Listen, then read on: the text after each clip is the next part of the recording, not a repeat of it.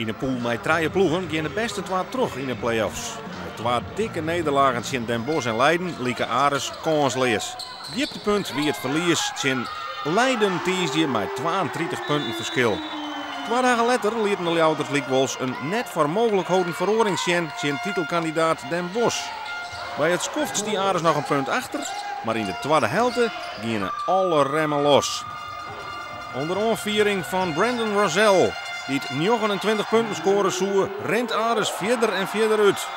De laatste 10 minuten zal Aris het verschil brengen op 30 punten en daarmee het onderlinge verschil dus in het voordeel van Ljouwert. Aris docht heel verrassend weer mee om de hele finale plakken. We waren op zo'n soort wedstrijd aan het wachten. We zijn al heel lang, vanaf kerst zijn we aan het struggelen. En de blijdschap die er ook was in de kleedkamer spreekt boekdelen. Want dit wilden we heel graag. En we wisten dat we dit konden. En het is mooi dat we dat ook nog even laten zien.